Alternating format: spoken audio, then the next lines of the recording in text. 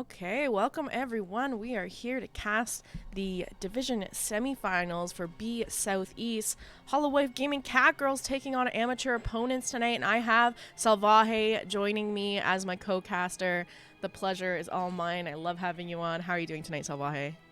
Hey, the pleasure is actually all mine. You're the goddess here, Jazzy.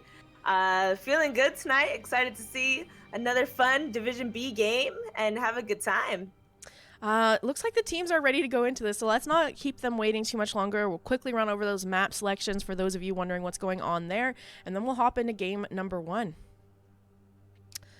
So, map bans coming out tonight. Well, first of all, let me just say that it is going to be first pick going over to the side of HGC as amateur opponents has decided to bring us to Brax's holdout for our first game. But those map bans coming out, Battlefield of Eternity and Alterac Pass banned out by Holowife Gaming Catgirls, a mouthful of a name. And on the side of amateur opponents, we have Infernal Shrines and Towers of Doom banned away. I just want to make sure the teams are on the right side because I know there's been some weird things happening with the seeding and people getting mixed up about what side the team should be on. So I just want to double check with them before we give them the ready.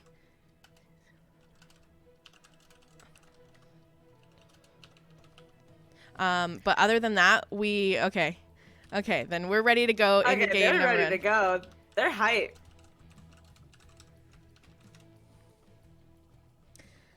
HGC has left the building. Yeah, so kicking it off on Brax's holdout, not typically a map teams like to go to, but it seems like they're not the only ones dropping in on this map for semifinal or final match, or I guess it's just semifinals right now. This is still going to be a best of 3 for those of you curious. I know it's a little bit confusing, but basically the way it works out is if your division has a different coast division, so you have like a Division C East and a Division C West or something like that, then those divisions actually will play, the winners of each division will play against each other. So in case of Division B Southeast, they have a Division B Northeast. So right now, best of 3. The finals for this division will be a best of 5, and then they will face off against the winners of the Division Northeast. Northeast. God. Yeah, it's so confusing. So that's why when Arrow and I were casting yesterday, we did the Division B West. They don't have a Division B West, Northwest, and Northeast or anything like that. So those semifinals were best of 5. This still has a few games left until like the grand finals of their coastal, the grand finals. It's so confusing. So best of 3 I'm just confusing people even more right now. But this is a best of 3 tonight. That's all you need to know. There's a reason for it. I tried my best to explain it, but a lot of numbers went into place that we're not qualified to pick apart. All right, we're ready to go. They're ready to go. We're going to be jumping into this in just a moment here. I do appreciate you all coming by to support these teams. I'm sure they appreciate it as well. And I'm excited to see how this plays out. I know, I'm excited to see some amateur opponent fans already dropping into the stream saying, let's go, amateur opponents. Okay.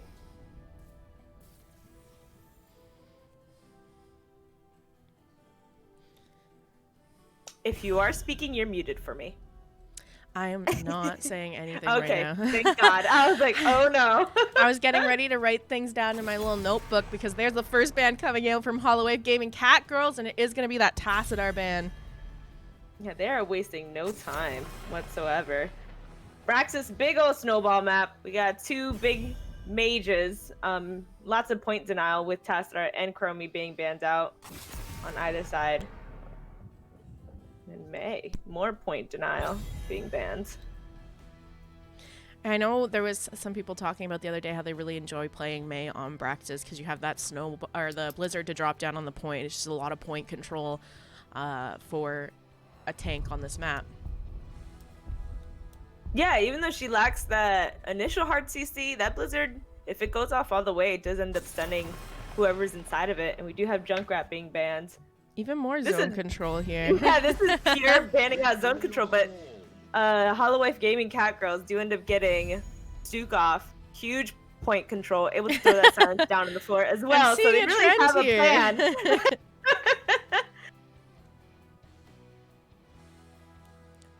But other than just point control with that silence, the Stukov heals are both passive and burst with his D trait. So he's able to stick around for a long time than other healers. And we do have Rexar and Cassia being picked up by amateur opponents. Rexar pretty early, huh? Well, I think on this map, especially if you're going to be taking Rexar, you want to get that in pretty early in the draft. It usually gets banned out on point control maps like this, where the offlane really needs to win it. The nice thing about Rexar, you put your bear on the point, and you can leave Rexar in lane soaking the XP, and now your enemy has to decide whether they want to potentially miss some XP in lane or contest Misha on the point. Okay. We're in the ban phase now. In my opinion, I think this is where we should have maybe picked up one of the few Rexar counters. I know Kira, very well-versed Kira players, can play really, really well into Rexar, and able to make up for that.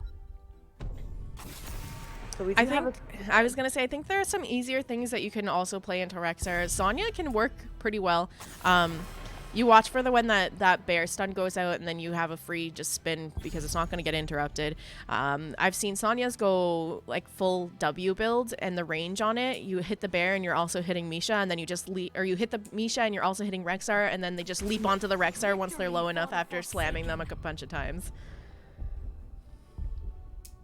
Sylvanas being picked up by amateur opponents. Let's see, what's this next pick? I'm really bad at predicting picks for Braxis because you can really go anything. As long as you're able to snowball in some capacity or another, you can do really well on this map. Skathar in chat is saying Sham is the OG Stukov main. Oh, I'm excited to see it. There's nothing better than a pro Stukov player. They can make some crazy plays. I guess they're also saying Butte Holiday is also a Stukov player, so they were a little worried that she might be getting her Stukov here. So that pickup also a denial. That's going to be the Imperious. Matching. And Asmodan. Yeah. Asmo is, you don't see him too often, so I'm excited to see how they make that one work. Imperious matching Rexar in the top lane. Imperious can win that matchup. I think it does ultimately come down to a matchup of skill because Rexar, pretty high skill cap hero, depending on how you position your bear and where you are, it'll be a good one to watch, I think. Yeah. Also, that Asmodan offering additional push either in the top lane or bottom lane while either side is fighting over the point. So I can definitely see that coming into play, pushing in the lanes while fighting over the point or getting camps at the same time. I think it is a weird pickup though because Braxis holdout, as we're talking about, is a pretty snowbally map, and Asmodan is a late game hero. You're waiting for him to get those globe quests done at level, or his baseline quests, and probably whatever else quests he picks up there. But it's a little scary. I'm seeing him working here as essentially a mage fill-in where he's gonna E on someone. The only targets he really has are Johanna and Cassia though. Like Sylvanas can E out of there. Anna's gonna be too far away for him to really put pressure on. We're gonna see how it works. I'm excited to see how it works. They have a plan going in here on the side of Holowife Catgirls. So we're gonna just see how it plays out. Yeah, I'm interested to see how it goes down too. I think it'll be an entertaining match either way here, and let's get into this. Introduce our teams here. On the left-hand side, we do have Holowife Gaming Catgirls, shortened to HGC. I love their name. It is going to be Sailor Twift on that Lunara, Sham hat on the Stukov, Cernoble playing the Garrosh, Goku on that Asmodan, and Mandarino on the Imperious. And on the side of amateur opponents, we have Butte Holiday on the Ana, E-Day 15 on Johanna, Saint Terminator on Rexar, Cactus Ham on Sylvanas, and Sonic's Bro 3-3 on the Cassia. We do have Sylvanas talenting into Dagger build at level 1, and Cassia is also opting to go with the Q build as well, so she's looking to stack that. On the side of HGC, Asmodan is taking the Greed talent at level 1, so he is stacking globes there, so We're going to have to keep an eye on how he's doing at these stacks. I'm curious to see if he's going to be able to scale fast enough. You have Garrosh. I really hope so. We do have Garrosh coming in with some aggressive plays, but does end up getting chunked down with a reverse engage from Johanna and Cassia. Ana being able to heal all these people well up. And we do see the globes coming out. And he has 14 stacks already. I'm really curious about him not going the hero one, the hero globe quest. Yeah, I think this is too big brain right now. Our little brains can't handle what's happening, what Goku's doing. So maybe he was just looking to have better wave clear when they need to clear up a Zerg wave. That's my guess. Meanwhile, let's just take a look at this top lane right here. Rexar is doing a pretty good job shoving this top wave in. Mandarino having to fall back to the wall to soak this lane. And the rest of the team just rotating and grabbing all these camps. They've already capped that top siege camp, now going for the bruiser camp in the bottom. This is just a lot of pressure for Imperius to deal with, especially in the top lane, considering it doesn't have the best wave clear. So this is really going to help Rexar here. And we see that he's already getting chunked so low, even just by that minion wave alone. This point is going to be held by Rexar for a pretty long time, but we also see the point bottom being held by Holowife Gaming Catgirls. But neither side getting any point generation. Another questing talent we didn't talk about is Garrosh. There's some stacks. Garrosh went that level 1 War Breaker looking to get stacks on his Q there, and that was a nice bunch of stacks grabbed right there. So he's sitting at 8 stacks of the, I believe it's 15, yeah. 15 needed to finish that. Rexar losing the top point for a moment here. Not a full cap though, so no channel started quite yet. And there we go. That is going to be the channel starting for the side of amateur opponents. They are 4v3 in the bottom lane right now in favor of amateur opponents. Sleep going out onto Garrosh. Follow that up by the reduction in the healing and the reduced armor. Oh my god, and Anna's just all over the place. Yeah, she's on point, making sure that everyone's staying alive. Yeah, they just said, you know, let's just run it down. Oh, toss going out onto Joanna. Fortunately, that is that Joanna. She's going to pop that Iron Skin. Fen coming out from the Cassia to get some damage out onto the Garrosh, but he's going to stay alive for now. Still struggling to clear this camp up, and maybe this is why Asmodan picked the talent that he did at level 1. Yeah, it cleared up pretty fast. One thing to know, Asmodan did rotate top to try to help alleviate the Imperius. We do see a fight going out with Silence coming down onto the Garrosh. He does end up falling, not able to heal or walk out of that Silence. Great engage from the side of amateur opponents. And we did see Rexar take a lot of damage from the Asmodan rotate, and he's been having a hard time pushing this lane back out, but he was able to cap the point with Misha and continue to push with his body. Yeah, amateur opponents are really just any opportunity that they have to pressure these lanes and run it down when they're down a person in the bottom lane, they're using it. They've got that front wall down already. You need to be a bit careful.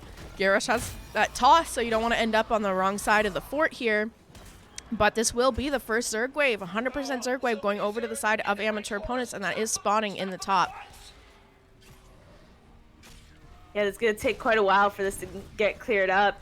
Yeah, from the side of Holowife Gaming Catgirls. And that early camp take with Rexar in the top lane, they were already able to take most of this wall down. So this is heading straight onto the fort. Now you're going to have Sylvanas rotating up here to Black Arrows and shut this fort down and help the Zerg wave even more. A lot of damage going out onto Joanna. She's going to pop her Iron Skin. Goku trying to get a little bit more put out there, but you know, this is a 5-man defense in the bottom lane. It means Rexar is just running it down there as well. They need to try to find a pick here if they want to make this rotate worth it, but it doesn't look like they're going to be able to. We do see a spear coming out from Imperius. It does manage to miss. A sleep following up from Niana with the anti-heal dropped immediately after. The Fen goes in, but doesn't manage to kill the Imperius. Stukov able to keep him alive. Yeah, seeing a lot of value being taken from, or being taken by amateur opponents. This fort almost dead at the top. Walls completely gone at the bottom. I mean, Chad is asking who picked this map. Amateur opponents did pick it, so I think we're getting an idea of how they have an idea. Like, they knew exactly at 1 minute, okay, we're going to take the top camp, and then we're going to take our bottom bruiser camp. Like, they have a plan in mind coming onto this map. There's a reason they picked this one. And I think we're seeing why already. And the drafting the Sylvanas as well, allows for such heavy pressure early in the game. And facing into an Asmodan, it's literally polar opposites, where Sylvanas is so strong in the early, Asmodan doesn't really get that strong till the mid and late. I mean, keep in mind, though, both Sylvanas and Cassia did go stacking talents at level 1, so they're also kind of scaling and now maybe not as strong as they could have been in the early game, but I think it's okay. Yeah. Still able to push much, much harder with these early Zerg waves. We do see an invade possibly coming in by the Garrosh, being scouted out by Johanna, and Rexar did make the rotate down here just in case they decided to engage. Yeah, he even had his bear position to stop them on that rotation as well, so that was a really good play by the side of amateur opponents. They're going to be able to clear up this siege camp from the side of HGC pretty quickly here. And now this bruiser camp heading straight to this fort because they already have that wall down. We did see Lunara talent into Nature's Calling, so they do have some additional siege clear here. We do see Garrosh walking to the Johanna. Imperius did rotate from the top, a silence landing onto the Cassia. She's able to make it out with the Ana heals, but does end up getting stabbed, and then Garrosh stunned. She is going to still make it out. This Ana on top of her healing game. Even with all that damage and focus damage put out onto the Cassia, she was able to walk away. Butte was on point there. I know how stressful it can be playing an Ana when somebody is getting so low like that and chased down, and she managed to keep the Cassie alive the entire time. And look, their health bars completely healed, all back up, ready for the re-engage here. Sailor Swift taking a ton of damage and having to back off. They're going to be able to cap this bottom point. Rexar is going... Yeah, Rexar should have an idea that they're rotating top because they did catch vision of them going there. That blind caught a couple of them. So that is going to be Asmodan going up there to help out on the point and just kind of deny a little bit of channel over to amateur opponents. But this means that Sylvanas can shut this bottom fort down, and there goes a Blessed Shield from the Johanna. The silence coming out from Sylvanas as well, and now the ball lightning bouncing around there. No picks for the side of amateur opponents, but the health bar is looking low and a little bit more damage onto that bottom fort for them. Once amateur opponent sees the Asmodan having to go rotate top, they engage heavily on here, but we do see the counter engage from Garrosh. Ended up throwing Johanna. Johanna getting very, very low. A stab landing onto the Sylvanas. Sylvanas getting a little lower. Johanna falling to the Garrosh. We do see that the point is going to go over to the Holowife Gaming Catgirls here in bottom.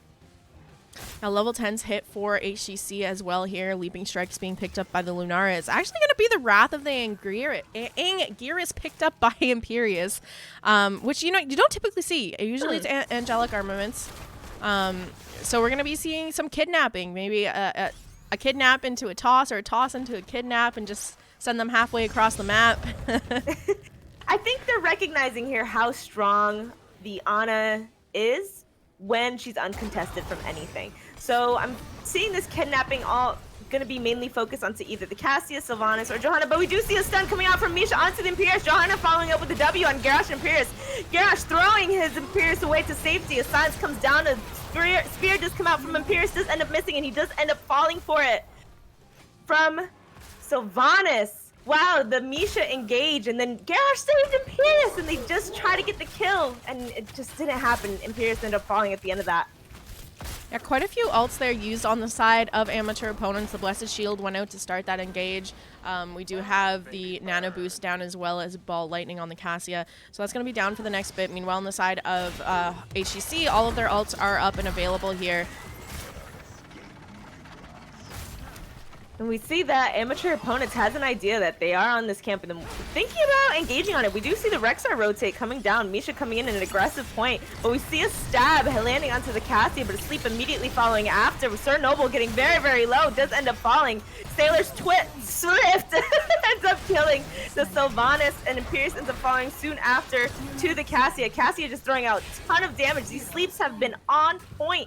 Anytime that these got any players on the side of Holowife Gaming Catgirls tries to engage and Oma gets that kill, a sleep just comes right in. If it's a spear, if it's a throw, if it's anything, a sleep is followed up immediately from the Ana. This game's not over by any means, but I do have to say this Ana right now is MVP in my eyes. She's been playing very, very well. Some beautiful sleeps, some amazing heals, really keeping her team alive in some of these fights. I just also wanted to mention the Surge of Light from Cassia getting picked up here. That was getting a lot of value in that last team fight. I'm not sure if you saw it being popped off there, but she was able to secure some kills with it. It just shows it's still a strong talent even after they've tried to nerf it a couple times. It's just an AoE huge amount of damage. Yeah, Sailor Twift's name ended up having me trip over my tongue. And this is going to be amateur opponents making the push onto the bottom keep right now with the help of this Zerg wave here. They do have that level 13 talent tier advantage for the moment and a boss to back them up as well. This keep looking like it might be in a bit of danger, especially if Sylvanas can get in there to shut down the damage here and allow her team to start a little bit of a brawl. You have a stun going out from Misha, and that's going to be followed up by the rest of the team. Blessed Shield being popped as well. Fen coming out from Cassia to get that pick onto Lunara. The health bars of HGC looking quite low there, looking to try and get that pick onto Imperius, and they do find it. Sylvanas finishing him off there. And this boss, still a full health boss with 2 members down on the side of Holowife Gaming Catgirls. This is going to be a core call coming out from the side of amateur opponents. Look at their health bars, though. Pretty low. They need to be a bit careful. But I have faith in Butte. She has been playing this Ana on point tonight. She's going to keep everyone alive, and they're going to get this game, making it 1-0 in favor of amateur opponents to kick off the night. GG's and well played. Yeah, I was excited for the Azmodan. Looking at the numbers when I'm not really seeing his impact too much. But again, we were just waiting for him to kind of turn on. It just wasn't able to turn on fast enough on a map like Brax's Holdout. Not Paradox in chat asking, was Chen banned? No, he was not. No. But that Ana, oh baby, that Ana. The sleeps were on point every time Holowife Gaming Catgirls decided to engage with either Garrosh or Imperius, or if they engaged at the same time, she just immediately counter engage or stop them with the sleep. Yeah, a lot of times what ended up happening is they'd get somebody so low that they'd start to chase and just tunnel vision going after that low person, and Ana was just healing them up enough that they were able to just turn on them. They chased too far. They're all ready to go into game number 2 here, so let me just... let me jump on in here. I know. Then. Let me update the score, update our map selections, and we'll pop on over to us here. They're wasting no time tonight. These teams seem organized because I didn't even have to get them into a coin toss channel tonight to do their map selections. They were just like, oh, we've done them already like an hour and a half before the game started. Here they are. We love ourselves some professionals. Okay, and we do have matching icons throughout the entire lobby, so it seems like HGC is also rooting for amateur opponent. Yeah. They all have the little Artanis Carbot. We are going to Dragonshire for game number 2 here. It does look like this was a map pick by the side of HGC, as amateur opponents have the first pick here. So interesting enough, another point control map. I can't see them letting Rexar through here. It's got to be banned this time. What do you think? I don't know. Yes, it's a point control map. It's a 3-lane point control map, however. I see Vikings being played here quite often, even into Rexars. And I do see either Kira maybe being picked up into the Rexar's strong. Something needs to stop him. So either they ban it out or they might go Vikings. Yeah. I don't know if there's any Vikings pairs, though. Chat saying Lunara Azmodan is an ideal DPS pairing for a team looking to burst kill off an Imperius Spear. Yeah, I think just Azmodan on Brax's Holdout is a little bit rough because he really is a late game scaling hero, and Brax's Holdout is such a snowball map. So if you lose the early game, likely the game's you're going to have a rough time. Yeah, and then just to talk about that a little bit, aren't there just better heroes to do that with? Like, Tassadar does essentially the same thing. Well, Tassadar was banned, but... was banned. I know. I'm just thinking, like, in general, if you're thinking of just, like, drafts overall, there's better heroes to do that with and follow up an Imperius Spear. Yeah. 7th Ace coming in with a raid here. Thank you so much. I appreciate that. Let's give everyone an update here of these map selections. I think there is a couple people just using the bathroom really quickly before game number 2 anyway, so not the biggest rush here. I hope you had a good stream, though. So for those of you just tuning in, we just did see amateur opponents take game number 1 on Brax's Holdout. They did opt to go here for the first game, giving first pick over to the side of Holowife Gaming Catgirls. For game number 2, we are going to Dragonshire, this time picked by Holowife Gaming Catgirls. You might have missed it, but we saw the Rexar being brought out in game number 1 by amateur opponents. So we're excited to see whether they're going to be allowed to grab it here or if it's going to be a ban target or potentially maybe, I mean, they have first pick, so I feel like they have to ban it. Otherwise, they just take it, right? Yeah, they have to do something about it. Yeah. Because Imperius had a really hard time, and you can't really send Imperius in the top lane on D-Shire. Rather have someone else that could possibly rotate faster. Or someone that double soaks. I mean, you can do the Rexar and have force Rexar double soaking and try to catch him on the mid-rotate. Yeah. This is... I'm just thinking of things to counter him. Yeah, you could try and do something like that, and then it allows your 4-man to always stay as a 4-man and just run it down bottom. You see that happen pretty frequently on Infernal Shrines. Is the solo laner will actually rotate and catch that mid soak and allow the 4-man to contest the bottom camp or grab the bottom camp into a 4v3. It's going to be the Chromie band coming out once again from the side of amateur opponents. Good band. Chromie's very strong, especially on point control maps, especially with all the zoning potential that she has, and the Stukov being banned. They don't want Butte to have that Stukov. I mean, we saw her Anna. Yeah, I know. We saw her Anna, so if they're still banning the Stukov, her Stukov must be really incredible. Because the Anna was on point. Abathur band coming out from the side of amateur opponents here. I typically don't like running Abathur on this map. He can get a lot of value. I've seen... Oh, that could have been something. An Illidan Abahat into Rexar. That could work. But then you're essentially putting two people in the top lane into one person, though. So the 4-man in the bottom wins hard. Sylvanas band coming out from HGC here. We did see amateur opponents grab Sylv in game number 1, so that's another target ban coming out. This is going to leave up like the Tassadar and the Mei that we saw banned in game 1.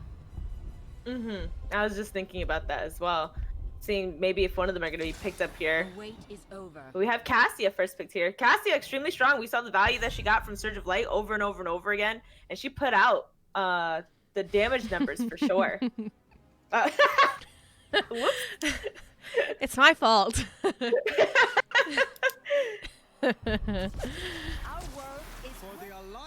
All right, that's going to be the Mei picked up and the Anduin as well. So that Anna's still up and available for Butte to lock in here. I feel like at this point, with Stukov taken off the table, Anduin also locked in by HGC, you maybe want to consider grabbing your healer at this point. Otherwise, there's a chance they ban it.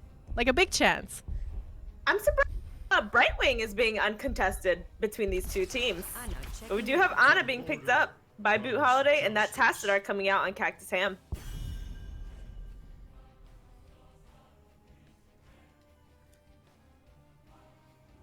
And we don't see a Rexar pick or ban in those first couple of rounds, so we're probably going to either see him banned here or yeah, that's afterwards. what chat's saying. Free Rexar. You also have Speak Truth to Power dropping in. I hope you're doing well. Hello. There's a lot of people coming in and cheering for these teams tonight. There's I saw Tuna B saying hello earlier as well. Sorry I didn't reply fast enough. We were just super into talking about the game.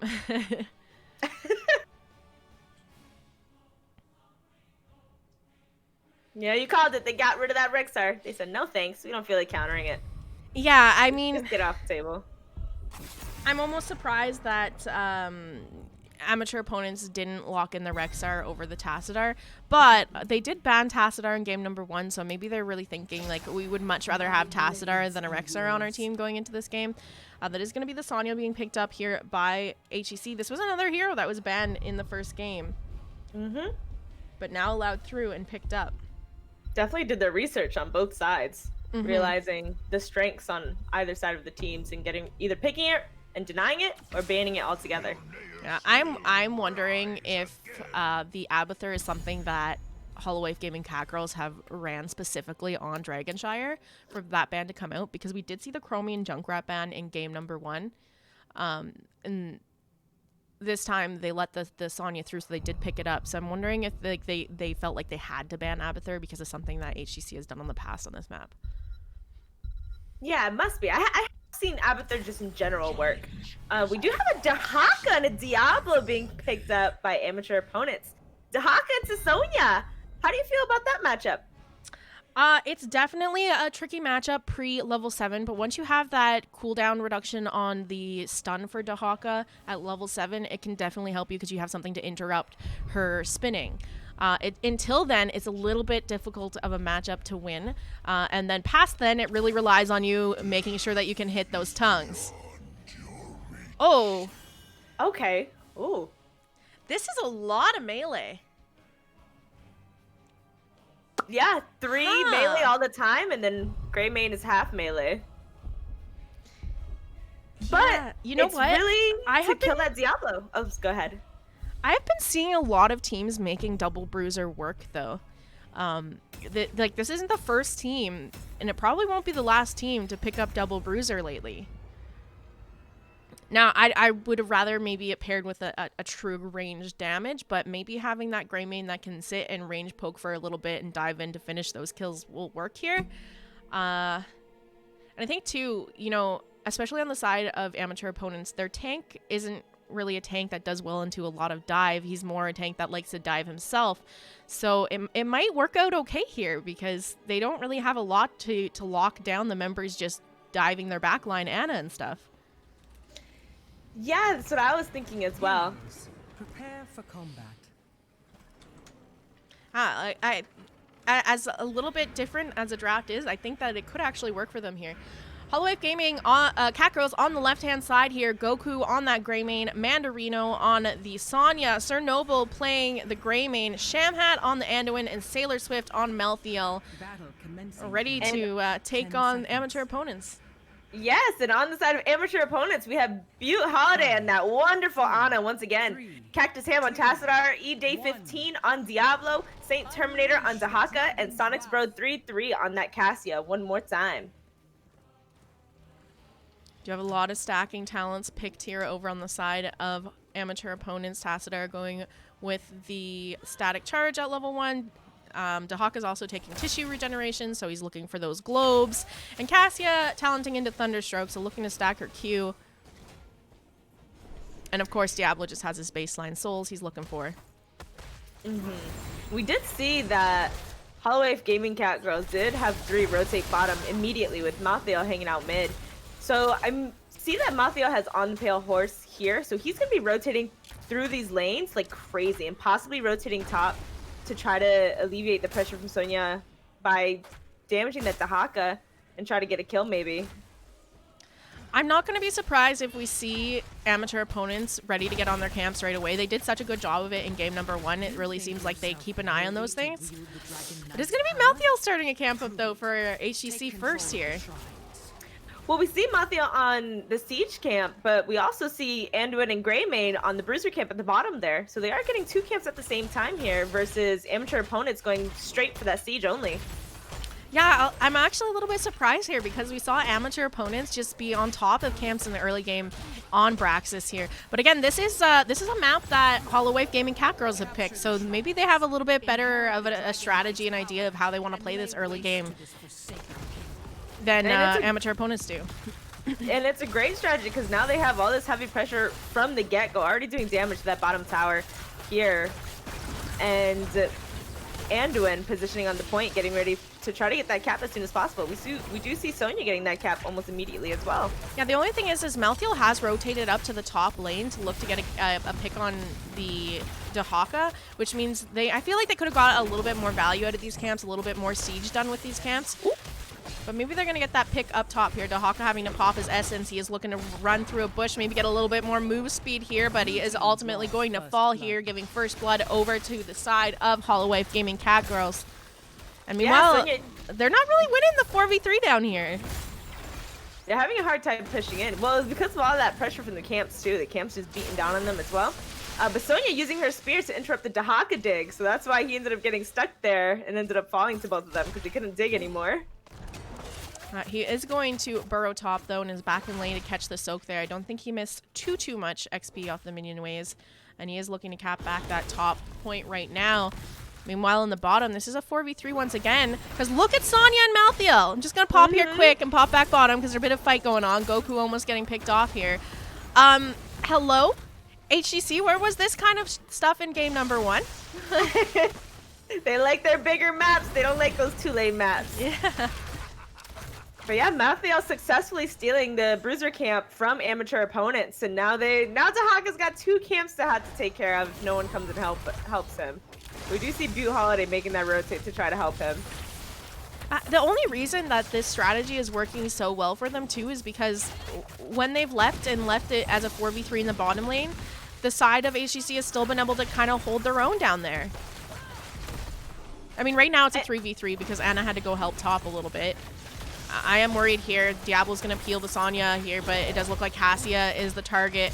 Getting quite low. Anna's still not quite here to help out. Is rotating down now. Hopefully doesn't get caught on the rotation. Sleep going out onto the Sonya, but I mean, we're going to have some people backing here, so there's nothing really for them to do at the moment. We do have the dragon up and ready to be picked by Holowife Gaming Catgirls, and Sir Noble looking to cap that dragon. Immediately does get, almost gets interrupted by Cassia, but does end up capping the dragon. First objective going over to the side of Holowife Gaming Catgirls. It looks like they're going to take that top, probably take down this healing fountain and make Dahaka's life a little bit harder up here in the solo lane. Usually, you usually see the dragon go bottom and open up that bottom lane because you have 2 camps that can really pressure down there. But it can sometimes be effective to just take down that healing fountain and open up top because it makes it really hard for your solo laner to ever be able to cap top. So a lot of the time they'll just get rotated and killed on, especially when you have Malthael with On a Pale Horse. Those rotations can happen pretty quickly. Yeah, they're really picking on the solo lane. They really want to cripple it as much as possible so they can always try to ensure that they're always going to have the cap top. But we do see a fight coming over on the siege camp, and Sonya being flipped in by Diablo. Dahaka ended up digging in and going to land that kill onto the Sonya. Mei trying to come in to zone them away, but they are going to go ahead and successfully steal this camp from Holowife Gaming Catgirls. Feels like amateur opponents is sick of them running around and taking all these camps, and they've just had enough. Like, they're like, we're going for the invade. This is no more camps for them. I don't want to deal with this anymore. This is annoying. Yeah, well, go ahead. One of their biggest struggles was keeping an eye on Holowife Gaming Catgirls. We see that there's 3 people bottom, and we're missing 2 people, and Dahaka only sees Sonya. Where can that Malthael possibly be with only the camp remaining up? You know, you can use some deduction to realize that he is stealing your camp, essentially, because there's nowhere else that he can be. Yeah, I'm interested to see, are they going to realize they're on this bottom camp now and go for the invade here and contest this? But, I mean, with a Greymane and a Sonya on this camp, it's going to fall pretty quickly, and I don't think they're going to find it in time. Anna does realize that they're there doing it, but Diablo and Cassia in the mid fighting the Malthael. Level 10's online for both teams as well here. On the side of HGC, we do have Greymane picking up Curse Bullet, the Light Bomb being picked up by Anduin. Last Rites being grabbed by Malthael. Leap coming out from the Sonya. I'm sure Paradox is excited about that one. And Ice Wall actually being picked up by the Mei. And then we have Ana picking up Nano Boost. Tassadar with the Archon. I thought there was a fight happening. Apocalypse picked up by Diablo. Isolation by Dahaka. And Ball Lightning by the Cassia. We do see a fight going to be picking up here in the mid lane with Wall coming out from Tassadar. Lightning Bomb being thrown. And volleyball is being played by the side of Holowife Gaming Catgirls with the flip landing onto the Greymane, but Iceball coming out a little too late. Greymane does end up falling to the Cassia, and Archon is still online. Look at all this anti-healing, though, from that Malthael that just got popped there. Yeah, that was pretty cool, but not really anything to get off of it. Everyone was able to get out there, and now they're all healed up and ready to go here. Dahaka's rotating up right now to get the channel on the dragon. Anna is sitting mid. Needs to be a little bit careful because Sonya is leap, so if she just goes for it, I feel like she might be chased down if she can't land a well-timed sleep to disengage for her. But Butte's pretty confident on her Anna. She does throw that sleep out, so it will be down for a second here. We do have a root hitting onto Diablo from Anduin. Diablo just flipping and queuing onto the Mei. A sleep falling onto the Mei.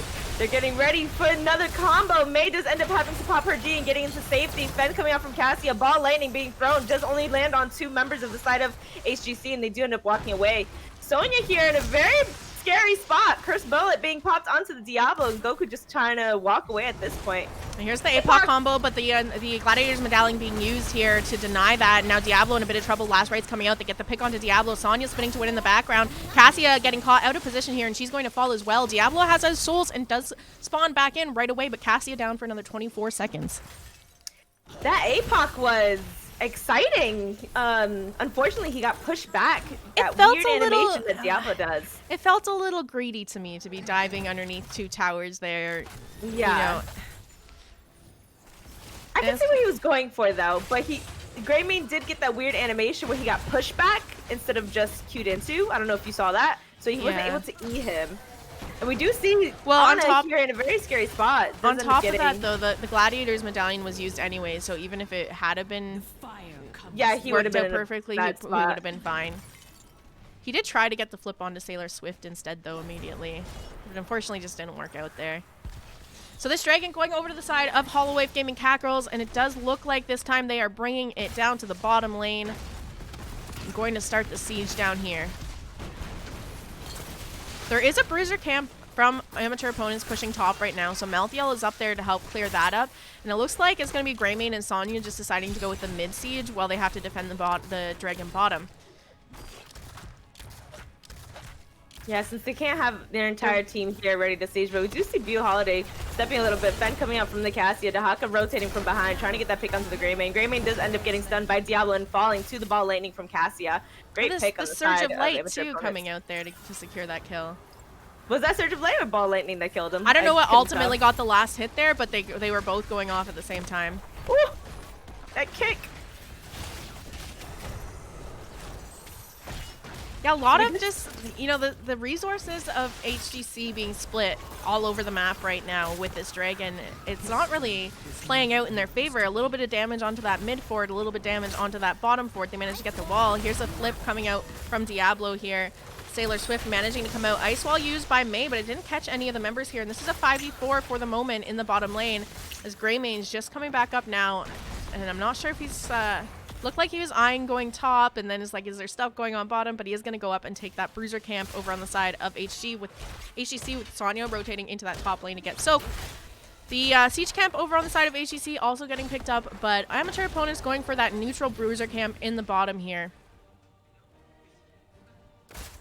Amateur opponent, I believe, are just trying to get these camps as fast as possible now, knowing that HGC is constantly going to be trying to get that macro pressure up against them.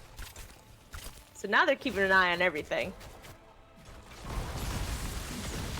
You have Cassia still finishing up the siege camp over here. She is able to get that out. Sonya rotating down is going to catch her with a spear here. And now it's spinning on this Cassia in the back line, but really nothing much for her to find here. Level 16s are sneaking up here for the side of HGC. They are going to hit them first. So if amateur opponents wanted to take a fight on equal talent tiers, right now would be a not too bad of time to do it. And they have their ults available to do so as well. Dahaka having to clear the Bruiser's top, so they have a little bit of time to try to force an engage here, but it looks like they're going to back off. That window has been closed. 16s have been hit for HGC. So here's the thing. With especially when you're playing Diablo, where it really relies on him hitting his APOC combo, you need to be remembering who's popped their Gladiator's medallion. Oh, whoops. And we did that see a wall. I think that was a whoopsies there. Yeah, I think they saw the Diablo coming in and popped the light bomb, but the ice wall as well. So a little bit of just miscommunication because they didn't need to use both for the disengage. May getting caught out of position here. We do see that surge of light and the APOC coming out. Silence as well. May is going to fall. Tasser is looking quite low. Greymane going in for the finish, and he does find it. Butte trying to back up here while keeping her team alive. Another surge of light coming out from the Cassia. We still see the engage is not over. We did see that anti-healing down onto the Malthael. Malthael trying to pop his ult, but did not manage to get it off. Diablo just comboing wherever he can, and Greymane trying to finish off that Cassia, but that Cassia armor ends up keeping her alive. Did you guys count that right? I saw 3 surge of lights that entire team fight. Yes, there was 3 of them. It's doing work. It's doing damage. Oh, for sure.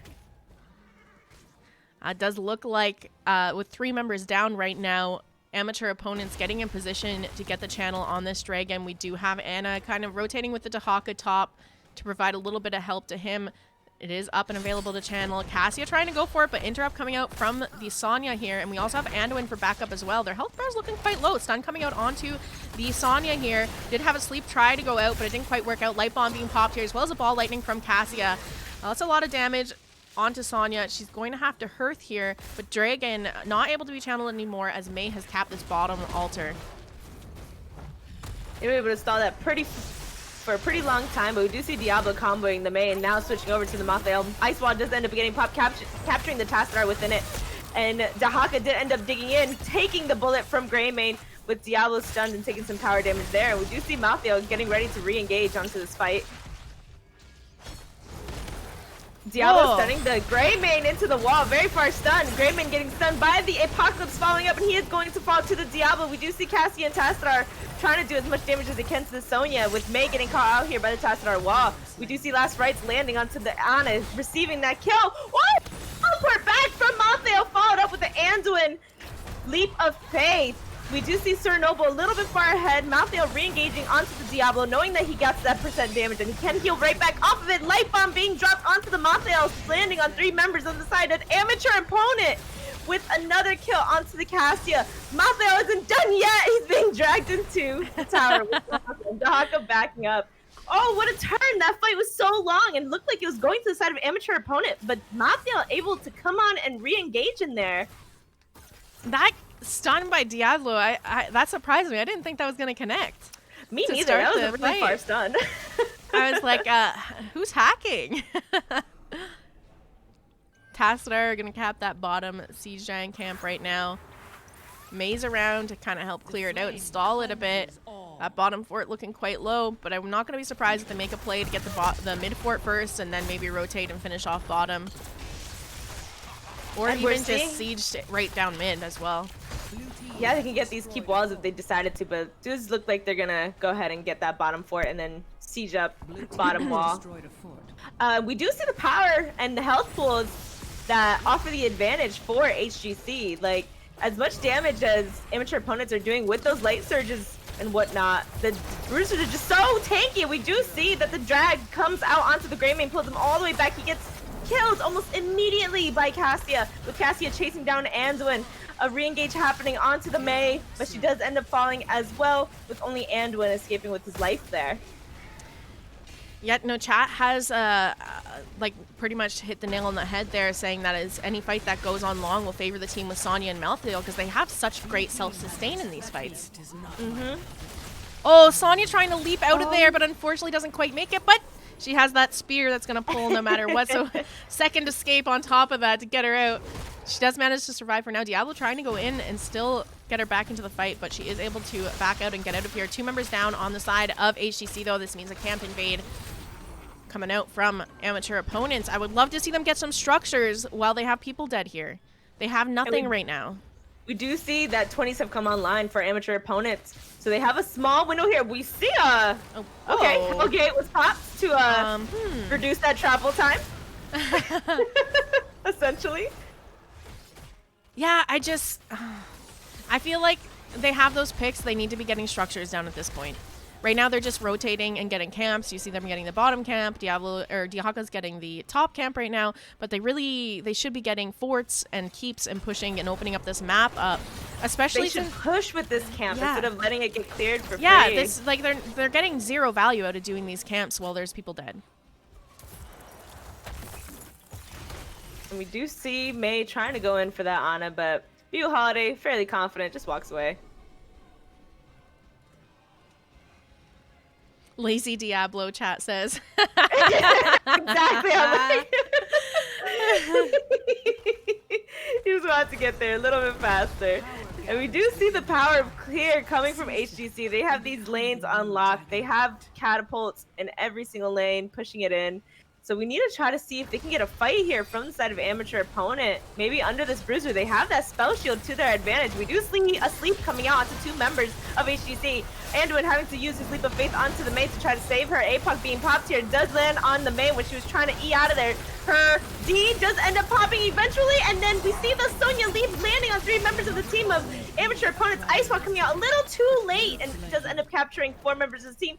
Greymane gonna try to sneak on out of here, see where he can go to try to escape. We are seeing the assist pings to try to get that kill. Oh, let's see the sneaky escape. See what happens here. Oh! Oh my god! What a god! Oh, Goku, the Juke King. Sonya, oh my goodness. Cassia down here. In a bit of trouble though, and Diablo's gonna go down here as well. Oh, Goku, just like 200 IQ moves here coming out. He just knew. He knew that they thought he was gonna jump on that siege, and he said, "I just stand here. They don't have vision." But with that chase, we did see the Cassie end up getting picked off because they were searching for Goku, and she ended up standing alone. Chat's just seeing the Goku play now. Freaking it. HGC's got something going, and it's working well. It's a very, very different game from the Braxis game we just saw, and I'm excited to see, who ends up becoming the victor of this game. Hey, somebody clipped that. They said, "What was that rotation?" Making Oh, a note man. of Duke City King. I want to know what their comms were like there. I feel like if I was on their team, we'd all be laughing our asses off at the fact that that worked. And we do see the objective getting picked up by HGC once again. This is the, I believe, 3rd objective going over to their side. They're going to be pushing this bottom keep here. And this is a very, very hefty Dragonite. We're at 19 minutes of the game, level 20s on both sides. This is a Dragonite that hits hard and can potentially make it game-winning. We do see Mei eating in, trying to see if she can push back the Dahaka, but we have the Archon being popped instead. Some damage going out onto the Mei with Ball Lightning following up. Mei getting very, very low. A Leap of Faith being used to get her out of there. This Dragonite is still up and just wrecking the mid-keep. And still very healthy, still at about half health with all the members of HGC up and alive. Yeah, doing a good job of kicking some of these members and splitting the team up as well. Amateur opponents have been doing a really good job defending these Dragon Knights, though. They always tend to end up getting a nice team fight off of it, and there we go. We see that again, that Malthael getting picked off, but unfortunately not for free. Dahaka was kicked away, so they do get the pick onto Dahaka here, and there's still a re-engage from amateur opponents looking for a little more. Unfortunately for them, not able to find it here. And now with 2 keeps down, it's not just periodic katas, it's katas every wave to deal with. And we already see 2 katas in the bottom, but we do see an engage coming here. Apoc falling out. Does land on Sir Noble and Durano, with Sir Noble falling very, very low. But then we do see that emergency D popped by the Mei. Greymane jumping in on the backline. Mei just getting flipped everywhere. Has like 10,000 Ds to save herself, with Goku killing the backline, getting that Ana and Malthael finish off that Cassia, with Diablo here just queuing and eating to try to save his life, but does end up falling, with Malthael chasing down Cactus Ham, and we will see him fall here shortly. Did you see how many Mei, I don't know what it's called, her D popped like 3 times that fight. Yeah, that probably has to do with her level 20 upgrade, because she did go with that, when Mei takes fatal damage, she instantly gains Cryo Freeze, so that's what it is. That definitely helps out there. But this is the core call coming out from the side of HGC. This is going to tie up the series 1-1, meaning we're going to be going to a game 3. And I'm pretty excited about it because these games are fun to cast. I'm really enjoying this series. Yes, and we saw the double bruiser works just fine. They were able to drag these fights out for so long that Malthael just ended up poking everyone down. Even with that Ana healing, she just couldn't handle all of that poison damage, percent damage, and then the Sonya leaping in on them, and then Mei harassing, with Greymane finishing everyone off. They had such great synergy.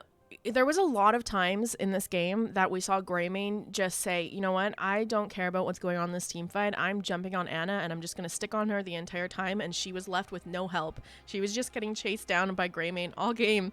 I felt kind of bad for her. I mean, he paid for it, mind you, but sometimes it would turn the fight because now you're down your healer. Trade a Grey Mane for a healer there, and you have enough. I mean, just the sustain when these teams fights would last long coming out from the Malthael Sonya, and even Mei with her trait. I mean, it's tough. You got to burst someone down. I'm also not the biggest fan of a nano boosted Tassadar.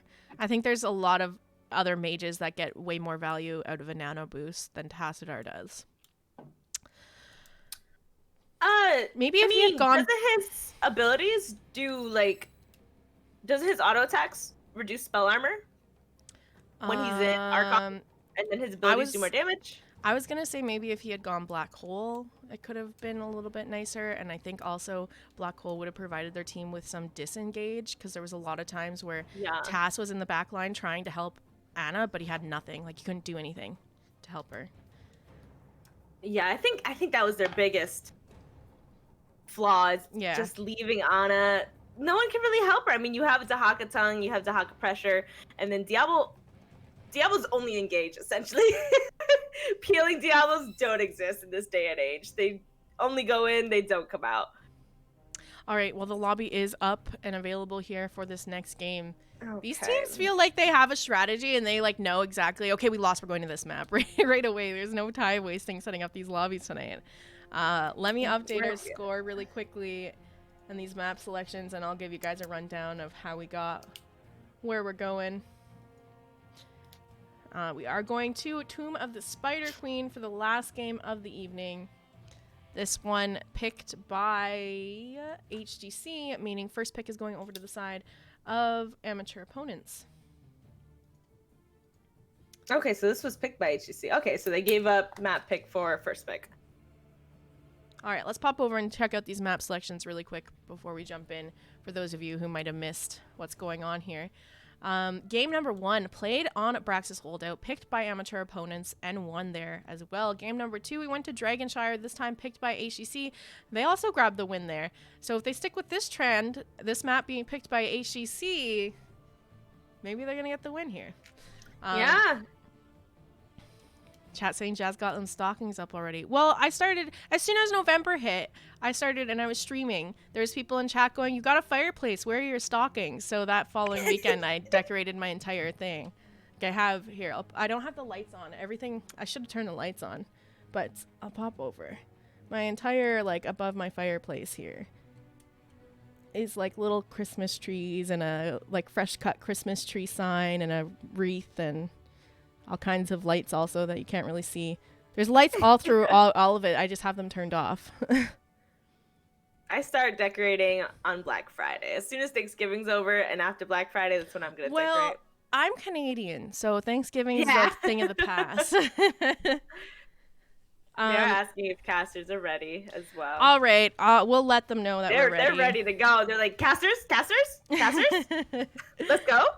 They want to knock this series out. They're ready for this week off from NGS games. Tomb of the Spider Queen.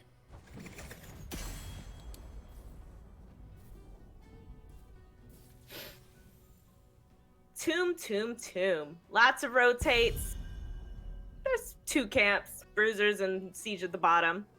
Yeah, not as much cheese to do here in stealing camps and neutral camps for the most part. It's just that bottom neutral Siege Giant camp. I mean, that doesn't stop HGC from rotating and stealing Bruiser camps, though, but I feel like less likely to happen on this map. We're sticking with them Stukov and Chromie bands. Not as heavy point control, but Chromie can leave time traps everywhere to try to get sight of whoever's rotating on the turn-in points.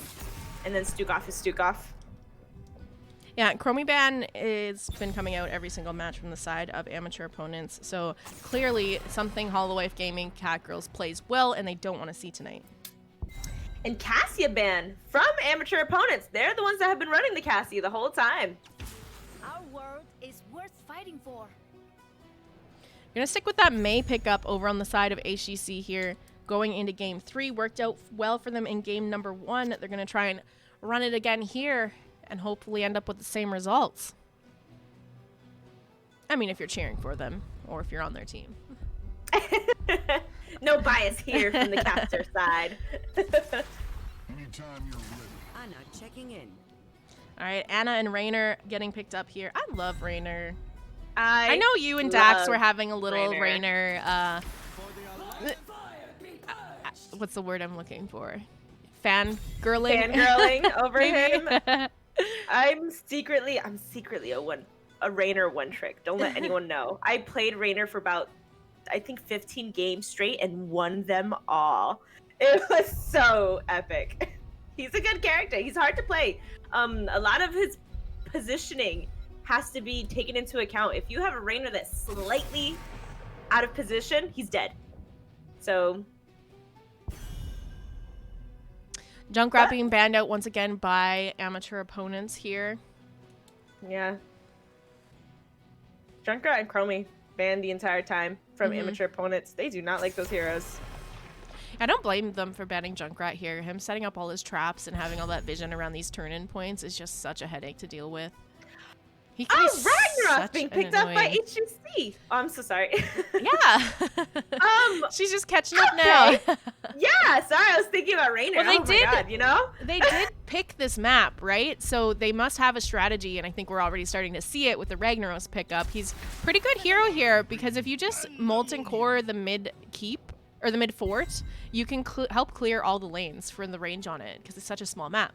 We finally see that Chen pickup that Paradox has been asking about all game, coming out from the side of amateur opponents, as well as Orphea getting picked up. I like the Orphea for the nano boost target much better than Tassadar. And now they still need their tank. I don't see why they wouldn't go like ATC here or Diablo again. Diablo, I think, would be great. They have a little bit better follow-up to go with Diablo. Mm-hmm. And it's not so... there's... A new Brack. I mean, it's a lot of spell damage over on the side of Holowife Gaming Catgirls. They don't really have any auto attack damage, which is what a new Brack is a little bit more weaker to, so it could work. This is a little scary into a new Brack. Because if new Brack doesn't get speared, he takes a lot of damage from Imperius. One thing I am noticing, the Ragnaros and the Nazebo. So, I was hoping we were going to see Lava Wave. I don't think we're going to see Lava Wave because it kind of counters how Nazebo's supposed to get his stacks as soon as he can. So I'm seeing some epic CC chain with the May Slow, Imperius Stab, so first smash, and try to pop someone as quick as possible, which you can do. You can do that to a new Brack, honestly. Yeah, I feel... I do feel like the better pickup is to not go Lava Wave here, because then you have... Like, Nazebo doesn't kill someone off an Imperius stun. It's just not happening. They have no way of bursting someone down. That's the only way that they do get it. He can wall him. He can wall them in. Yeah, I guess. Yeah, you're right. He could wall them in. And Dax made a good point about this is, you know, unlike a lot of other CC that you can Gladiator's Medallion out of, you can't Gladiator's Medallion yourself out of a Nazebo wall. So it's a form of CC that you can't really stop. But keep in mind, this is another late game hero coming out on the side of Holowife Gaming Catgirls, and we saw how that played out for them in Brax's holdout. They weren't able to make it to the late game, meaning that you know, they lost it. So I think if amateur opponents can win hard on the early game and get an advantage there and just deny them getting to level 20s, it might work out for them. Let's get into this third game of the best of three here. Holowife Gaming Catgirls on the left hand side. We do have Sailor Twift on that Imperius Sham Hat on the Anduin, Goku playing the Nazebo, Sir Noble on the May, I believe. And, well, there we go. Nazebo being popped right there. And the last person is the Ragnaros, Mandarino on that rag. And then on the side of amateur opponent, we do see Boot Holiday on the Ana, Cactus Ham and Raynor, Ide 15 on a new Brack, Saint Terminator on Chen, and Sonic's Bro 33 on Orphea. And we do see 4 reports going out onto Nazebo for inting in the beginning of the game.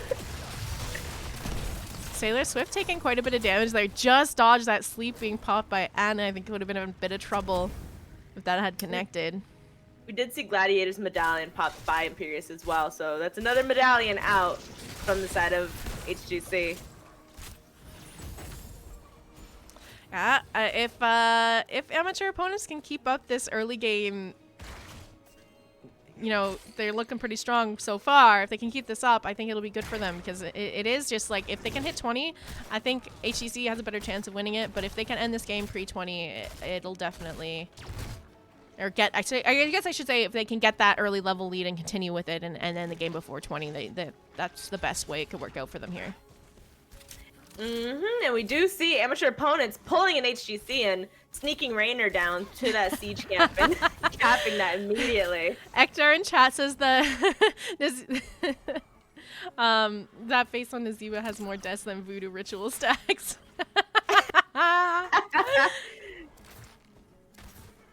Poor Or that Naziba. feeling when? I don't know. Yeah, that feeling when. But we do see they're rotating pretty quick here. Just standard rotate, top and mid, between the Nazeebo, Mei, and Anduin, just rotating as a 3-man while Rainer went and helped bottom for a little bit. So far, sorry, I'm not bottom. Rainer, Imperius. Yeah, Rainer did pick up that bottom siege camp, so he was bottom for a second there, and that's why Imperius had to rotate down to help here.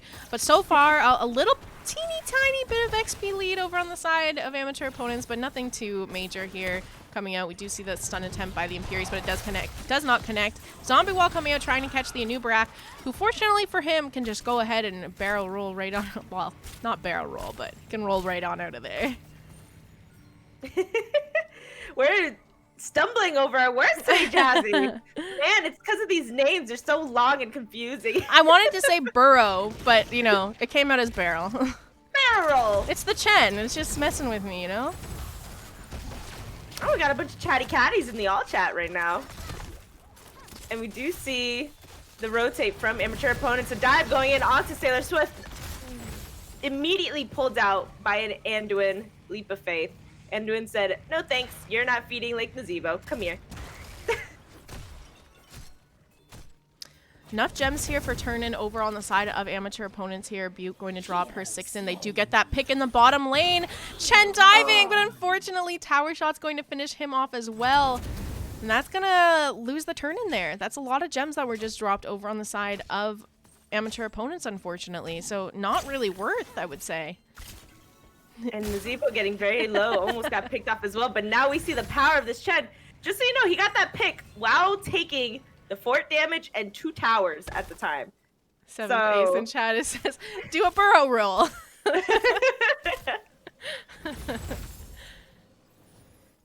So we do see that Chen knows his hero, and we know why chat was asking whether or not it was banned.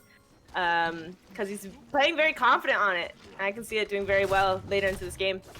Reyna's trying to take this bruiser camp over here. It's just, you know, struggling a little bit, but I'd love to see the whole just sidestep around the entire camp so there's only one minion hitting you at a time. So he does manage to solo that there. But meanwhile, there's a fight breaking out over here around the turn-in. Naz trying to turn in some gems here. 10 on the Nazeebo. The rest of the gems are on the Mei, though, which is a little bit tricky having so many gems on your tank, as their role around these turn-in points is to zone and allow people to turn in. It's one of the things you need to be a little bit careful about where your gems end up on, because although it might sound like a good idea to put it on your tank because they're so beefy and hard to kill, it makes it actually pretty hard to turn in those gems when you don't have somebody that's capable of zoning and creating space for you to get them turned in. Yeah, we do see the swap with Imperius coming down bottom facing into the Chen, but Chen doing a lot of damage onto Sailor Twift, getting her very, very low, with Ragnaros hanging out with the 4-man. The turn-in does go to amateur opponents, so that's going to be spawning the spiders for them. And they were able to sneak that in that bottom point turn-in. Sir Noble trying to push out this top lane and create as much space for them to be able to maybe clear up mid first and then head top. Just gonna see how this plays out, because typically teams like to push this boss lane, try to open that up as early as possible, so if they do get a team fight and the time to steal a boss, at least that top fort's already down and opened up for the map here. Yeah, we're gonna see that bottom's still pretty heavily damaged, so this spider will probably get a lot of value here, especially some fort damage, unless Ragnaros decides to defend it. That's what I was gonna say, if he decides to turn into a fort and save it there. We do see top lane with a lot of pressure here. Still very, very healthy. We have the rotate coming from HGC. A stab going out onto the Orphea just barely misses the anti-heal from Ana being thrown onto Imperius, but we do see the re-engage onto Nazebo. They do end up getting pushed back from Raynor. A disengage looks like it may happen with Imperius trying to get back in there with the spear. We do see the fort ends up falling top. A burrow goes down onto the Imperius, followed up by another stun with the sleep coming out from the Ana, but a pull from Anduin does save the Imperius' life. We have Medallion pop from May, and every member of HGC is going to go ahead and live there. This is level 10s coming online now for the members of amateur opponents. We do have Anna talenting into that nano boost. Raynor's Raider getting picked up by the Raynor. Cocoon from the Anubarak. It is going to be Storm, Earth, Fire from Chen, which I think is pretty typical. And Crushing Jaws from the Orphea. We do see Raynor on this bottom siege camp once again. Raynor's on top of these camps, getting them off cooldown, making sure they have that pressure constantly in the bottom lane. Bruiser Camp getting picked up over on the side of HGC as well here, though. So a little bit more pressure heading in the mid for amateur opponents to have to clear up in a moment. Lava Wave. We haven't gone over. We haven't gone over those ultimates picked up by HGC yet, but obviously we're seeing Lava Wave from the Ragnaros. It is going to be Angelic Armaments being grabbed by the Imperius. Interestingly, Holy Word Salvation. What are you thinking about that? I think he's very ballsy for picking that. Yeah. A Nubrek, Stun and Burrow. We have Raynor not back. We have Ana Sleep. And then... Crushing Jaws from Orphea. Yeah, Crushing Jaws from Orphea. We do see a stab going in onto the Nubrek. He got very, very low. And they did wall his spear. Ice Wall coming out, capturing one member of the team of amateur opponents, which is Raynor. View Holiday out here with the Chens. The Chens do end up popping the Earth, Wind, and Fire, going in onto that Anduin. Crushing Jaws come in, but not managing to hit anyone. Anduin just trying to get everyone alive. Armaments does end up hitting two of the Chens. Chen becoming one Chen and living. I was just going to say, too, when Chen uses his Storm, Earth, Fire. Is that what it is? Yeah, oh, he can stun, He can stun as well, so that's another interrupt on Holy Word Salvation. Yeah, there's a lot of interrupts on top of. Did we mention Cocoon? I mean, we just said Anubarak as a hero because he has 2 stuns, but also Cocoon. Like, there's so many ways to interrupt it. I'm actually just like, wow, was this a misclick? Maybe, because he did take Light Bomb before. Confidence. We'll see. We can go ahead and ask him afterwards. But we do see HGC is going to go ahead and take down that mid fort, but we're seeing amateur opponents positioning pretty aggressively. We do have both sides able to turn in for another spider wave.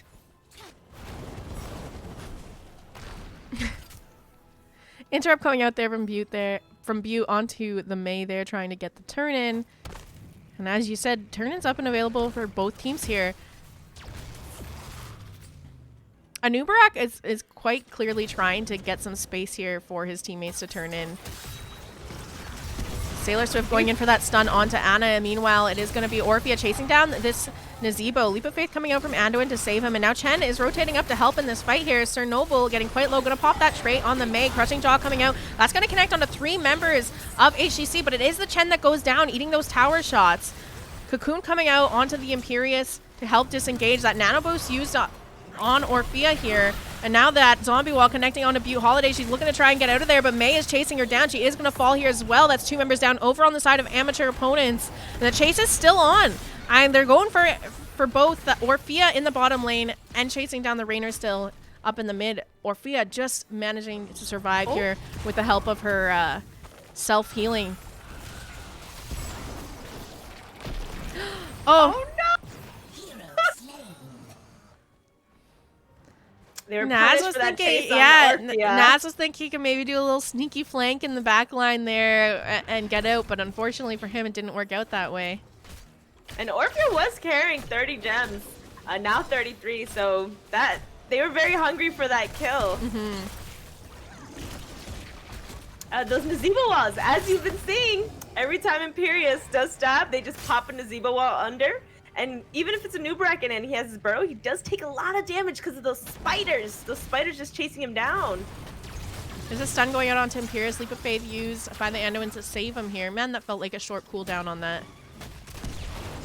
I know. I feel like he's used it every fight somehow. Like every time someone is stunned by a Nubarak, they're just like, oop, I'll just pluck you right out of there.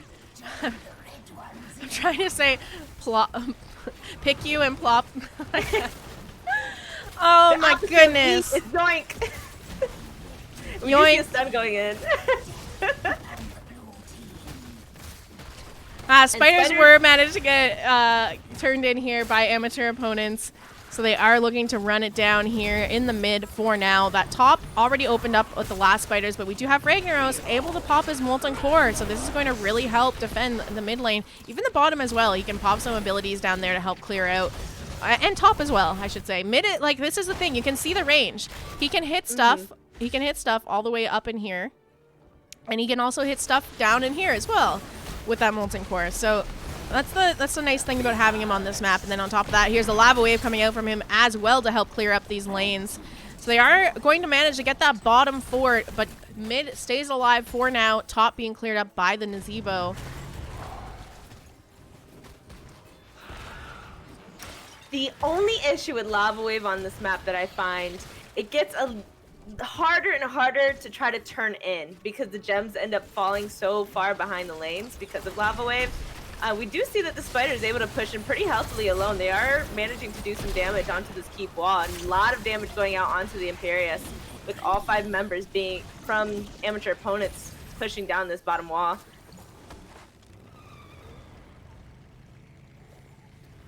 All right, amateur opponents on the retreat now. Maybe we're going to stop and pick up this bottom siege camp, but turn-in is up and available here for Holowife Gaming Catgirls. They did pick up their bruiser camp here. Level 16's online for both teams. Looking pretty even on XP. Yeah, thank you, Lava Wave. The Lava Wave gods keeps you up on XP no matter how many deaths. And we do see Mei getting dangerously low. A leap of faith having to be popped onto her with crushing jaws falling onto the Mei. Look at that chop! Wow, it's huge. With Ice Ball landing onto Orphea. Orphea being nano boosted with Chen falling onto the Imperius. Imperius popping armaments. It does get destroyed, so he does not have the extra damage to follow up on it. Does end up walking away with those heals from Anduin. And they're re-engaging onto this Orphea. Orphea getting very, very low with Ragnaros and Anduin finishing her off with the stab falling onto the Anubrak. Medallion pop there, and Anubrak does end up falling as well. Yeah, Orphea went in there trying to finish off a kill on Imperius, but unfortunately she missed a Q, leaving her in a horrible position. Anubrak ended up dying there for it as well, because he did try to go in to kind of land some stuns to help her disengage, but unfortunately paid for it there. 2 for nothing in favor of Holowife Gaming Catgirls, and they do get this turn in.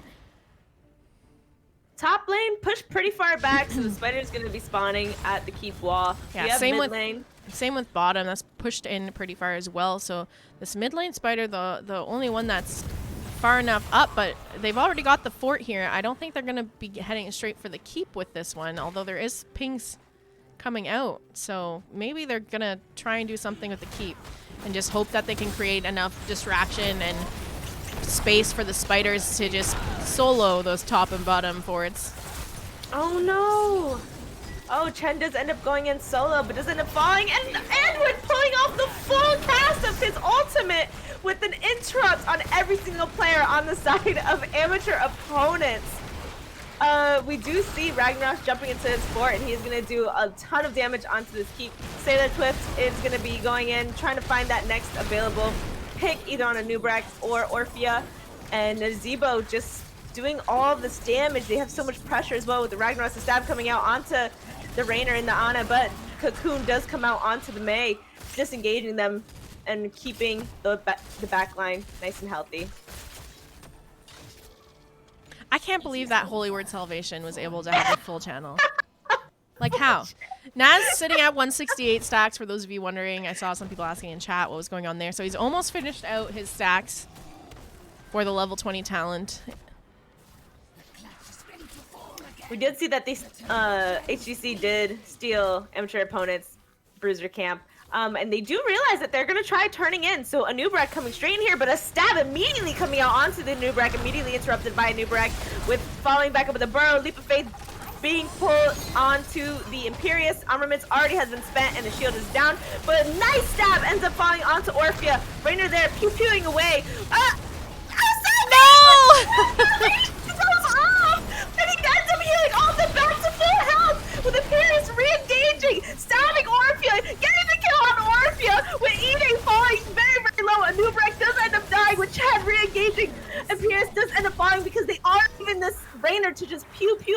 backline. Rainer with full health, full mana, walking away from there. But oh my god, Anduin! Look at this chase. I mean, Anubrak even threw out a Q and it stunned all the people in the Holy Word Salvation except for Anduin. I was like, no, that's not...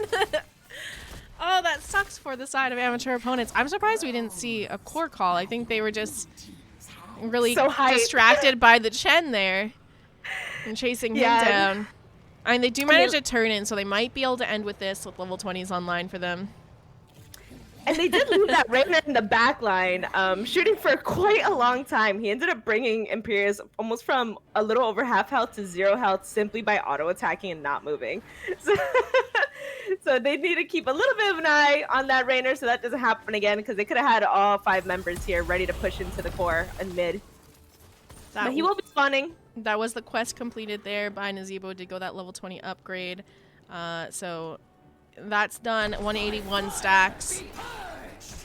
And now the spiders coming in. I mean, if they get a pick here, I think amateur opponents is done for. Yeah. And we do see Lava Wave going in on bottom. They're clear bottom. Amateur opponents just needs to get trying to get 20 as fast as possible. But we do see Chen going deep in there once again and does end up falling for it. No. But we do see Ragnaros jumping into his fort. Ice Wall being popped by May. And Pierce taking a lot of damage, but the core is taking even more. And this game looks like it's going to be GG going to the side of amateur opponent. Of HGC. Oh yeah. This game is won by Holowife Gaming Catgirls 2-1 here today. GG's and well played. For those of you just curious about that tournament bracket, that who they're going to be facing in the finals, will pop over there after looking at these this match summary, and then we're going to do a little interview here. Yeah. I mean, look at that healing right there. 33k from Ana versus the 76k from Anduin. It's all because of those amazing pulls, the full channel. Holy word! I don't Anduin. like how is that not ever interrupted? You know like what? every You know? time he popped it got the full channel off, and it wasn't like they tried to, they just missed. He got so lucky. He had, you know what? No, let's give him the benefit of the doubt. He had all those cooldowns on lock. He said, a new Barak used this, and this. They use this, and that. Let me pop it down. What a great series, though, all in all. Congrats to Holowife Gaming Catgirls, who will be moving on to the finals for their Coastal here. Let's go ahead and take a look at that bracket, and then we'll hit up HCC and see if they would like to do the interview. For those of you that don't know, you can see over here on the right-hand side, this was the Holowife Gaming Catgirls taking on amateur opponents tonight. So they will be facing off against the winners between Probius and Deathweb. I'm not sure if that game has happened, but I feel like today is the last day for all the games, and there's no score in there yet. Chat might know, though. I know that if they're part of the division, they might have an idea of who they're going to be facing. But that's the bracket. They're either taking on Probius. I think it's Probius or Deathweb, whoever won that one. The finals are a best of 5. This one, because they have a division that they're going to play against. So whoever they're playing with next time, once they win that, they're going to be playing the winners of the Division B Northeast. So next, the finals will be a best of 5, and then the finals against the other Division B will be a best of 5, I think, as well. So yeah, so that's why today is only a best of 3. The divisions that don't have another division to go against, like Heroic Division, their semifinals are best of 5s. It's a little bit confusing. I totally get it. Let's hit up the captain here of HCC, see if they want to do an interview to end off the night real quickly. I'm going to pop over into the lobby 1 in the NGS chat if you want to meet me there. Okay, I will be there. Cool.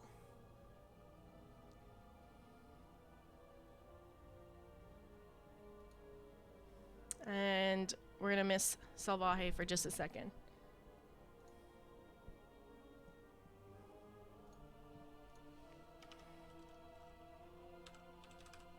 I hope they want to do an interview. Yeah.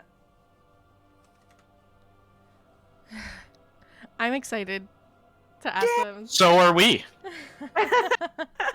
Congrats on the win. We have Goku and Sailor Twift joining us. I wonder how many people stutter over that name. That's 100% the goal. So we have them joining us here. What a great series. We were having so much fun casting this tonight. First of all, I think the entire chat and we were freaking out over Goku's little debate there on Greymane. What were your cons like during that moment? Because I'm like, oh, they gotta find him. He's going down. Honestly, I just kind of shut up and watched everyone move around. On my end, I don't think any of us noticed, and then Yeah. someone sent us a clip after the game, Yeah. and we were like, "What? How?" Comms were pretty much we were kind of finishing up the fight. I was already leaving. I think I snuck in an Ana kill and then left. I think it was either Ana or Tastar. One of them died there. That's all I know. And then I'm like, okay, I think I'm just gonna go this way. And the fight was over, and they started rotating. Based on, I'm not showing on the map, so I just kind of like stood still and hoped they ran past. I couldn't believe there was just this short little window where you stood still and they rotated enough that your team was right there if you moved out, and Tazdar came in right after you left. Like, it was just like this flawless, somehow it worked out. It was really, really a really good play there. I loved it. Thank you. Let's also talk about Anduin's Holy Word Salvation in the last. Yes. Did you guys mean to pick that talent? Because we were looking and we're like, okay, we have a noob, 2 stuns, a cocoon, an Ana sleep, a Rainer Q, an Orphea, crushing jaws, and Chen can use his ultimate and also a stun. How is this ever going to be popped? So everyone can interrupt, right? Yeah. Big props to Sham tonight, to be honest. Like the salvation, we were arguing, we not arguing, but we were discussing the salvation versus light bomb early on in the match. Mm-hmm. Probably, we were doing it at the end of draft and going into like 1 to 5, like 1 to 3. We were discussing it during that period of time, and we pretty much just said, go with your gut. And she did, and she just landed like God salvation after God salvation. I think we had like 2 interrupts on that overall. Yeah, there was, I mean, I felt like every time it was being popped off, you almost got the entire channel off on it. It wasn't really even interrupted that often at all. We do have some questions coming out from chat as well. You're going to be playing Deathweeb, I guess, next week. Deathweeb. Who 2-0'd you during the regular season. Yes. How are you guys going to prepare for that? We're going to beat him. That's how we're going to prepare for that. So... you come in here with the mindset to win, of course. Mm-hmm. Earlier in the season, they 2-0'd us, and it kind of, it didn't really sit well with us at first because we didn't feel that we should have lost. I mean, it was easily the games weren't close at all. They steamrolled us.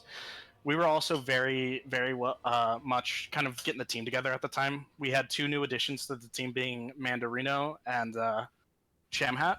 Yeah. Both complete new additions to the team, and we're trying to figure out where we are with everyone. I don't think we were there when that happens. I don't think until it was about our 6th game in until we actually finally got our groove going. Yeah. So we're just gonna mentally we're gonna go in with the mindset that we can win and hopefully pull it out.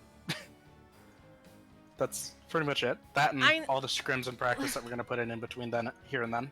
I mean, luckily, though, for you have a nice week off to scout them out and try and figure out some strategies and how you want to go about winning these finals. So it's not too much of a rush. It's not like the game's next week. You have a week off. Oh, do we? Yeah, this week is a week off because of Thanksgiving, so we all get a bye week and get to chill and just get ready for these finals. And yeah.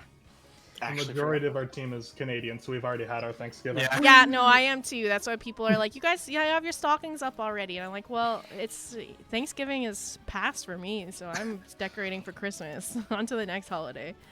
Yeah.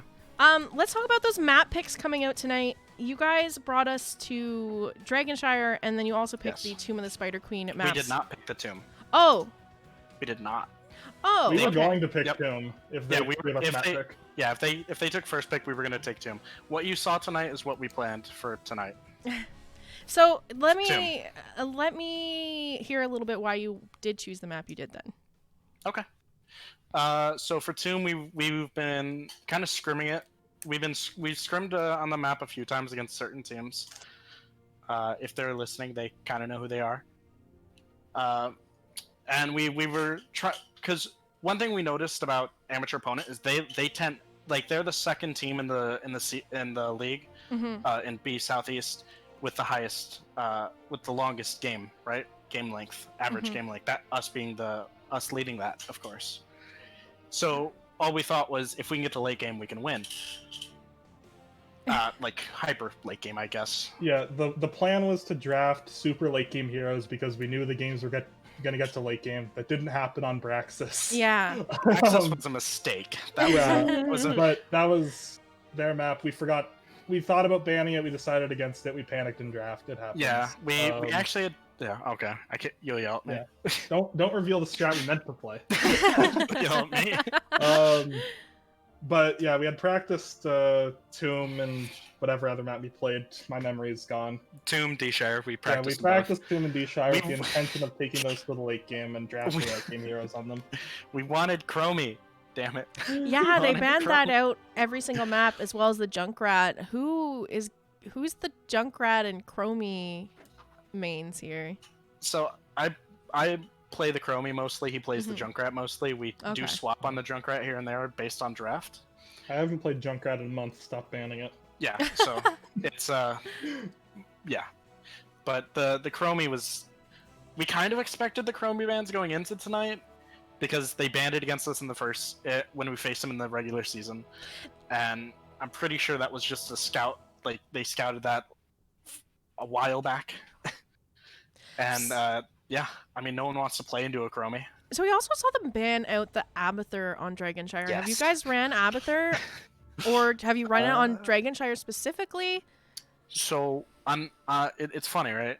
Our Mandarino, we have a joke that he's a quick match Abathur because he's got a high Abathur level, and we didn't really play it as a team until he joined the team, and it's been going well ever since. So yeah, like that, I'm 100% sure that was a respect ban towards Reno. We do tend to play it with certain combinations here and there of certain things, which I'm sure they were aware. Yeah, which is 100% why I believe they got rid of it, of course. Probably why they wanted to go to Tomb as well. Just stick to maps where you can't draft Abathur and they don't have to ban it. Yeah, it's a fair thought. Definitely as well. A possibility. All right then. Now the band's coming out from you tonight. We already know that Butte plays Amin Stukov. We also saw Tassadar getting banned, which they ended up picking up, but you guys decided to stop banning it in game number 2, and it worked out for you guys. So you kind of just stopped worrying about it after that point. It looked like. So we banned it I'm pretty sure it was game 1 we banned it, game 2 we played against it, and then game 3 we just ignored it, right?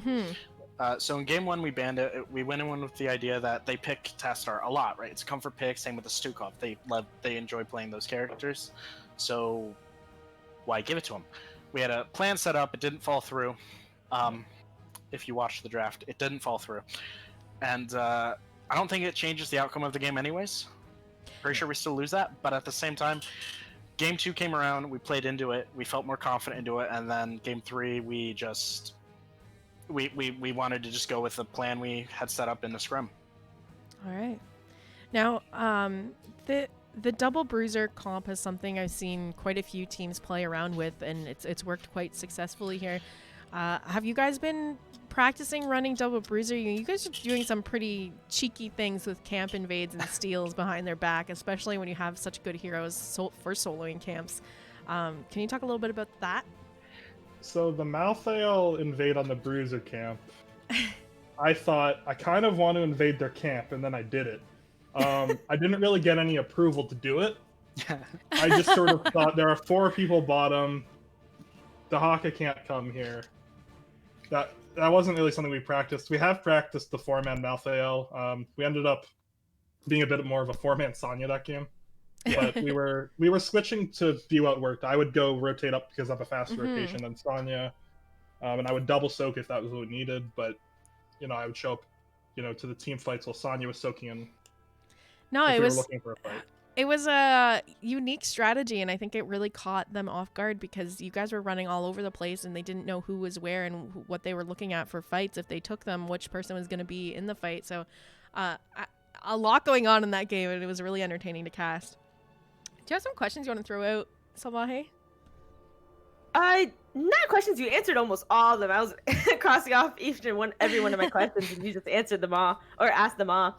But a couple of shout outs that I know you guys were talking about how I believe the healer Anduin was newer to the team when you did fight that team we were talking about earlier. Deathweb, yeah. Your synergy is phenomenal. So whatever it was then, none of that existed tonight because the Malthael and the Anduin on D-Shire, like she would leap of faith you and then you would re-engage, or you would teleport and then she'd leap in faith and then re-engage with the light bomb, and fantastic. And then on Tomb, you guys' synergy was phenomenal tonight. All of the little jitters that you probably had closer to the beginning of the season, none of that showed up tonight. So great job. Congratulations.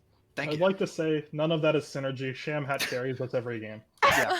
A lot of game 2 was mostly Malthael just trying to int off cooldown. Exactly. We did our best to Sham did her best to stop that.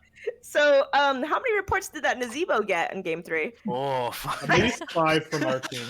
yeah, did you like the daily int? I enjoyed it. I guess my brain turned off for that. I don't know. You know, it happens to the best of us, but really great job. Great showing tonight. It was very entertaining. Lots of screaming happened in the casting booth. Can't wait to rewatch it. Yeah, I'm looking forward to it. Well, I think that's about all the questions we have for you guys. So if you want to go ahead, you have the floor to do some shout outs here before we take off. Sure, yeah.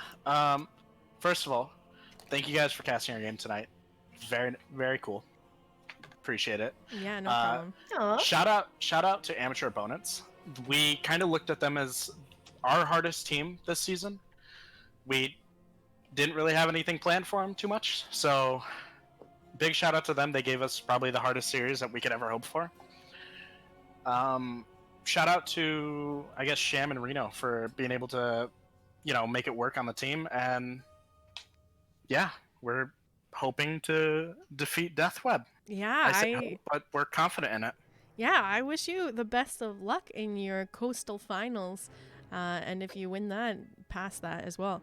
I do have actually one last question. Going forward from here, what are your plans for next season of NGS? Is your team going to stick together? Are you playing other places? What's going on with your team? I keep telling them I want to leave, but I keep getting told I have to stay. So I'm probably going to stay, and this team's probably going to stay very similar to how it is. All right. Yeah. All right, well, I look forward to seeing your team grow together then.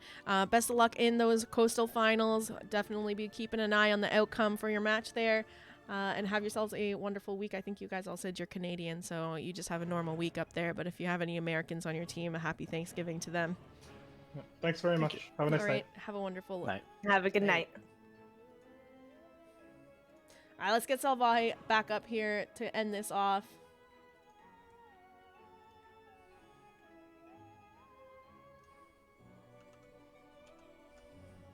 She back. Hey. Just give me a second to get you back up on the screen.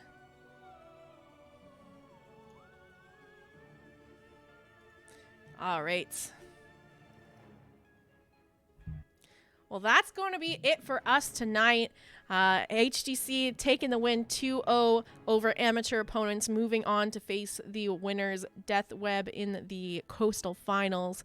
I can't wait to see some of these finals are really shaping up to be exciting. So I can't wait to see how they all play out and to get there. But we have a nice week off coming up next. No games for this week. American Thanksgiving. Nice. It works out well because actually my husband has the week off. His company gave them not just Thanksgiving off, but the entire Monday, Tuesday, Wednesday as well. So we have a nice week off again, and I'm not going to be streaming or anything. So we're just going to have another vacation. I mean, we just had one last month, but why not? You could use it if you have it, Salvaje, let's hear a little shout out from you. Where can people find you?